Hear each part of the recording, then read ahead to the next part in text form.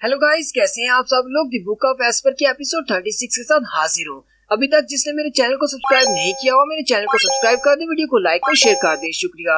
Last episode के and में हमने देखा था सेवंथ एल्डर ज़ूफेन के ब्लडी बेबी को बहुत ज्यादा जख्मी कर देते हैं, जिसकी वजह से ज़ूफेन भी बहुत ज्यादा जख्मी हो जाता है, क्योंकि वो दोनों एक दूसरे से जुड़े हुए हैं। ज़ूफेन की बॉडी के अंदर से बहुत ज्यादा ब्लड बह रहा होता है और ज़ूफेन वहीं घुटनों के बल गिर जाता है। ज़ूफेन कहता है, यहाँ पर तो मैं जीत रहा था, लेकिन यहाँ पर क्या हो गया, अचानक जी सब कुछ कैसे बदल गया। क्या यहाँ पर मैं हारने वाला हूँ? सिर्फ मैं हारने वाला नहीं, बल्कि मैं मरने वाला हूँ। ज़ीडियन ज़ूफेन की ये हालत देखकर जल्दी से अपना वेपन निकालता है, सेवंथ एल्डर पर अटैक करने के लिए आगे बढ़ता है, लेकिन सेवंथ एल्डर अपने मैजिक वेपन को यूज करते हुए उस पर अटैक करते हैं, जिसकी वजह से वो बहुत ज्यादा जख्मी हो जाता है और पीछे दरख्त के साथ जाकर गिरता है और वो भी जख्मी होकर वहीं पर गिर जाता है। सेवंथ एल्डर ज़ूफेन के सामने आकर खड़ी हो जाते हैं और उसे कहते हैं, मुझे सारे लोग जीनियस कहते हैं क्योंकि मैं जीनियस हूँ। तुम मुझे कैसे बेवकूफ बना सकते हो? तुमने ये सोच भी कैसे लिया? इस बात में कोई शक नहीं कि तुम बहुत ज्यादा अच्छे हो, तुम्हारे प्लान्स भी बहुत ज्यादा अच्छे थे। इसी वजह से मैं बहुत ज्यादा डर रहा हूँ कि फ्यूचर में तुम बहुत बड़े महान मास्टर बन सकते हो। काश तुम्हारे पास थोड़ा सा और वक्त होता तो मुझे उम्मीद है कि तुम जूजी चेंगफेंग से भी ज्यादा महान और वाइज इंसान बन सकते हो। जूजी चेंगफेंग को तो आप लोग जानते हैं। जूजी चेंगफेंग इस पूरे एम्पायर का प्राइम मिनिस्टर है, जो कि सबसे ज्यादा समझदार इंसान समझा जाता है। इस नाम को आपने नहीं भूलना, क्योंकि फ्यूचर में ज़ूफेन का जूजी चेंगफेंग के साथ मुकाबला होगा। साथ ही सेवंथ एल्डर उसे कहते हैं, लेकिन अफसोस की बात यह है कि तुम्हारे पास इतना वक्त नहीं है, क्योंकि तुम यहाँ पर मरने वाले हो। मुझे इस बात से बहुत ज्यादा डर महसूस हो रहा है, क्योंकि तुम्हारी स्कीमिंग बहुत ज्यादा अच्छी थी। मुझे जो पता है कि तुम बहुत ज्यादा अच्छे डेविल मास्टर हो, इसलिए मैं तुम्हें जिंदा नहीं रहने दे सकता, क्योंकि फ्यूचर में तुम मेरी ही जड़ें काटने को दौड़ोगे। लेकिन फ्यूचर तो बहुत ज्यादा दूर है। इस वक्त मैं तुमसे बहुत ज्यादा जीनियस हूँ और मैं तुमसे ज्यादा स्ट्रॉन्ग हूँ। ज़ूफेन अपनी मौत को अपने सामने देखकर कहता है, हारना तो हारना ही होता है, फिर चाहे वो फाइट में हारो या फिर किसी के साथ प्लानिंग की गेम में हार जाओ, और जो मरने वाला है वही लूजर होता है, और यहाँ पर मैं मरने वाला हूँ, इसका मतलब मैं लूजर हूँ। ज़ूफेन कहता है, मुझे यहाँ पर मरना नहीं है, मुझे अभी जिंदगी में बहुत कुछ करना है, मुझे अभी बहुत सारे लोगों से बदला लेना है, मैं यहाँ पर नहीं मर सकता, मैं अपनी किस्मत को इस तरह एक्सेप्ट नहीं कर सकता। एल्डर अपने हाथ पर अपनी की पावर को रिलीज करते हैं और कहते हैं, जब तुम्हारे सामने एब्सोल्यूट पावर आती है तो तुम कुछ भी नहीं कर सकते सिवाय मरने के, इसलिए चुपचाप रहो और मर जाओ। साथ ही वो अपने हाथ को उस पर अटैक करने के लिए आगे बढ़ाते हैं। ज़ूफेन कहता है, मैं लूजर हूँ, मैं हार चुका हूँ, अब मुझे रेजिस्ट करने का कोई हक नहीं। और वो एल्डर के सामने अपना सर झुकाकर आराम से बैठ जाता है कि वो मुझ पर अटैक करे और मुझे मार डाले। जैसे ही एल्डर का हाथ उसके करीब पहुंचने लगता है, उसी वक्त पूरे जंगल में ब्लू रंग की आग लग जाती है। एल्डर जो कि ज़ूफेन पर अटैक करने ही वाले होते हैं, वो जल्दी से उस तरफ देखते हैं, क्योंकि एल्डर को बहुत ज्यादा पावर लेवल महसूस होता है। एल्डर कहते हैं, ये मॉन्स्टर यहाँ पर क्यों आ रहा है? इस मॉन्स्टर को तो थर्ड एरिया में होना चाहिए था। सेवंथ एल्डर उस मॉन्स्टर की पावर के प्रेशर से इतने ज्यादा घबरा जाते हैं कि वो ज़ूफेन और बाकियों को वहीं पर छोड़कर वापस उड़ जाते हैं। सेवंथ एल्डर के वहाँ से जाने के बाद दिखाते हैं, वहाँ पर एक बड़ा सा पंछी होता है जो कि हवा में उड़ रहा होता है। वो बड़ा सा पंछी उन तीनों को वहाँ पर नीचे देखता है, लेकिन नीचे उतरने की बजाय उनके ऊपर से गुजर जाता है।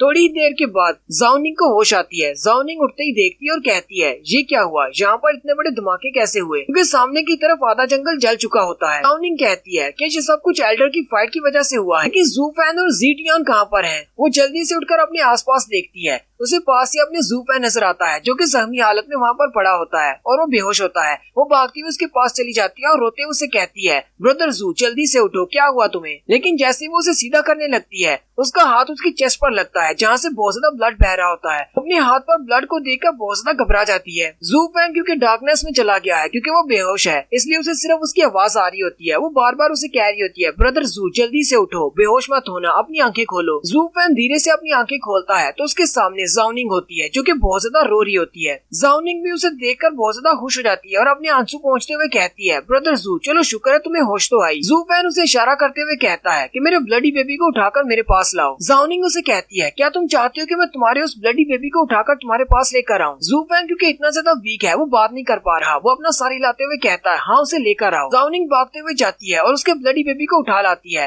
फिर वो ज़ूफेन की बॉडी के ऊपर उसको रख देती है। लेकिन ज़ूफेन का ब्लडी बेबी क्योंकि बहुत ज्यादा वीक है, इसलिए वो उसकी बॉडी के अंदर नहीं जा पाता। ज़ूफेन हल्की सी आवाज में कहता है, मुझे ब्लड चाहिए। ज़ाओनिंग कहती है, अब मैं इसे ब्लड कहाँ से ला कर दूं? वो जल्दी से अपने एयर मैजिक को यूज करते हुए अपनी बाजू को काट लेती है और अपना ब्लड उसके मुंह में डाल देती है। जैसे ही थोड़ा सा ब्लड उसके मुंह में जाता है, ज़ूफेन की आंखें खुल जाती है और वो जल्दी से उठकर उसके बाजू पर मुंह लगा लेता है और उसका ब्लड पीना शुरू कर देता है, बिल्कुल एक वैम्पायर की तरह। ज़ाओनिंग भी ये देखकर बहुत ज्यादा चौंक जाती है। थोड़ी देर ब्लड पीने के बाद ज़ूफेन उसके बाजू को छोड़ देता है और कहता है, तुम्हारा बहुत बहुत शुक्रिया। जबकि ज़ाओनिंग आगे से मुस्कुरा मुस्कुराना शुरू कर देती है। फिर जाओनिंग उठकर ज़ीटियान की तरफ जाती है। ज़ूफेन पीछे बैठा सोच रहा होता है, इस लड़की ने मेरी जान बचा ली, हालांकि मैंने इसे बलि का बकरा बना दिया था। लेकिन साथ ही ज़ूफेन अपने आप को समझाने के लिए कहता है, मैंने कुछ भी गलत नहीं किया, जो भी किया वो बिल्कुल ठीक था, क्योंकि डीमन कल्टीवेटर्स जो चाहे वो कर सकते हैं, वो किसी की भी बलि दे सकते हैं। ज़ूफेन अपने पास एक छोटी सी बॉटल निकालता है और जाओनिंग से कहता है, जाओनिंग इसके अंदर कुछ मेडिसिन पिल्स हैं, इनमें से एक पिल अपने लिए रख लो और एक मुझे खिला दो, इससे हमारी बॉडी बहुत जल्दी हील हो जाएगी। इस पिल को खाने के बाद उस लड़के को जाकर देखो क्या वो जिंदा है या मर गया है, और अगर वो जिंदा है तो एक पिल उसको भी दे देना। जाओनिंग ज़ीटियान की तरफ जाती है तो वो जिंदा होता है, वो एक पिल उसको भी खिला देती है। जाओनिंग उन दोनों को एक एक पिल खिला देने के बाद अपनी पिल को संभाल कर रख लेती है। ज़ूफेन उसे कहता है, तुम भी तो जख्मी हो, तुम अपनी पिल को क्यों नहीं खा रही? जाओनिंग उसे कहती है,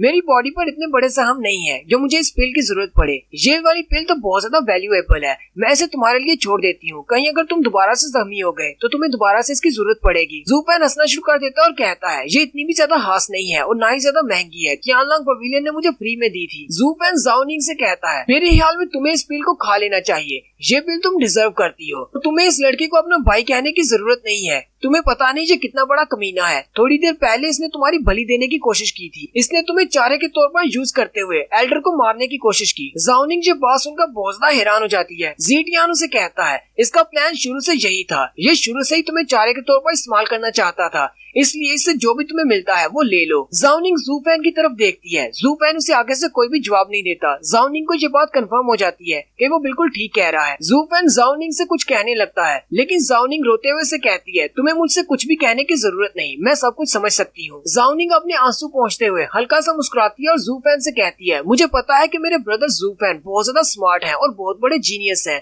उनके पास कोई ना कोई प्लान होगा। ज़ीटियान को कोई गलतफहमी हुई है, ब्रदर ज़ू ने मुझे चारे के तौर पर यूज नहीं किया, बल्कि आपका कोई और प्लान होगा। ज़ूफेन भी उसकी ये बात सुनकर बहुत ज्यादा चौंक जाता है, क्योंकि असल में ज़ूफेन ने तुझे चारे के तौर पर ही यूज किया था। इतना कहने के बाद जाओनिंग वहाँ से भागते हुए चली जाती है और कहती है, मैं जंगल से कुछ लकड़ियाँ इकट्ठी करके लाती हूँ, फिर उन्हें बांधकर एक राफ्ट बनाती हूँ ताकि तुम दोनों को खींचकर यहाँ से ले जाया जा सके। जाओनिंग जो कि वहाँ से जा रही होती है, ज़ीटियान उसे कहता है, क्या तुम इसे वाकई में ऐसी जाने दोगी? ये अभी बहुत ज्यादा जख्मी है, अगर तुम चाहो तो इससे बदला ले सकती हो, ये तो हरकत भी नहीं कर पाएगा। जाओनिंग उसकी बात नहीं सुनती और वहाँ से चली जाती है, जबकि ज़ूफेन गुस्सा हो जाता है और ज़ीटियान से कहता है, अपनी बकवास बंद करो, अगर तुम्हें मरने का इतना ही शौक है तो मैं तुम्हारी ख्वाहिश पूरी कर देता हूँ। ज़ीटियान उसे कहता है, तुम्हारी बॉडी पर जो जख्म है वो मुझसे बहुत ज्यादा गहरे हैं, क्या तुम अपनी सिचुएशन में मुझे मार सकोगे? ज़ीटियान और ज़ूफेन दोनों ही जख्मी हालत में एक दूसरे के आमने सामने बैठे होते हैं। ज़ीटियान सोच रहा होता है, ज़ूफेन तो वाकई में एक जीनियस है और एक डेविल भी है, जिसे किसी की कोई परवाह नहीं, जो फाइट जीतने के लिए कुछ भी कर सकता है। इसके पास अभी इतनी ज्यादा कल्टीवेशन नहीं है क्योंकि ये छोटा है, लेकिन जब ये बड़ा हो जाएगा और इसकी कल्टीवेशन बढ़ जाएगी तब ये क्या करेगा, ये बहुत ज्यादा स्ट्रॉन्ग बन जाएगा। मुझे इससे नफरत भी है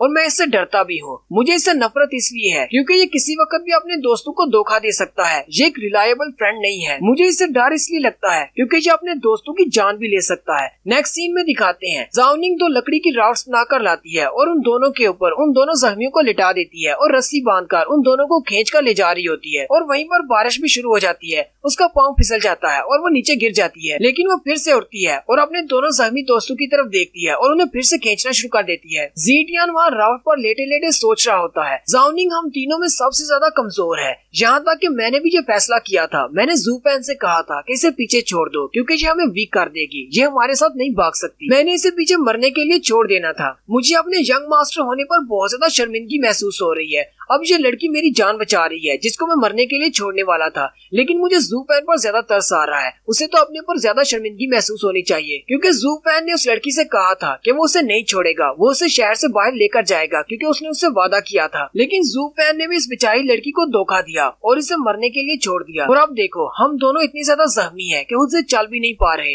और ये लड़की हमारी जान बचा रही है। जिस हालत में हम दोनों हैं, जितनी ज्यादा जख्मी हम दोनों हैं, मुझे लगता है कि हम दोनों महीनों तक बिस्तर पर पड़े रहेंगे। लेकिन इस लड़की ने हिम्मत नहीं हारी, इसने हमें पीछे नहीं छोड़ा। ये हम दोनों को अपने साथ लेकर जा रही है किसी सेफ जगह पर ताकि कोई मॉन्स्टर हमें आकर मार न डाले। इस लड़की का मेरे ऊपर एक बहुत बड़ा एहसान है। मुझे नहीं पता कि मैं अपनी जिंदगी में इसका एहसान का बदला कैसे चुकाऊंगा। जाओनिंग उन दोनों को खींचते हुए जैसी थोड़ा सा आगे बढ़ती है, मिट्टी के अंदर से वो चूहा निकलता है। जाओनिंग उसे जल्दी से पहचान लेती है और कहती है, तुम यहाँ पर क्या कर रहे हो? वो चूहा जाओनिंग को इशारा करते हुए कहता है, मेरे साथ आओ। जाओनिंग उसे कहती है, अच्छा तो तुम चाहते हो कि मैं तुम्हारे पीछे पीछे आऊँ? वो उन दोनों को भी अपने साथ लेकर उस चूहे के पीछे पीछे चली जाती है। वो चूहा थोड़ी देर आगे के भागने के बाद एक जगह पर रुक जाता है और कहता है, सामने देखो, सामने एक गुफा होती है। जाओनिंग भी काफी ज्यादा खुश हो जाती है और कहती है, चलो बारिश से बचने के लिए ये गुफा काम आएगी। जाओनिंग उन दोनों को खींचते हुए उस गुफा के अंदर ले जाती है और उन दोनों को लिटा देती है। ज़ू फैन की जैसी आंख खुलती है, वो चिल्लाकर कहता है, हम लोग इस गुफा के अंदर नहीं रह सकते, जल्दी से यहाँ से बाहर निकालो हमें। जाओनिंग उसे कहती है, तुम्हारी इस बात का क्या मतलब है? मैं अभी अभी खींचकर तुम दोनों को यहाँ पर लाई हूँ, मैं तुम्हें बाहर कैसे निकाल सकती हूँ? ज़ू फैन कहता है,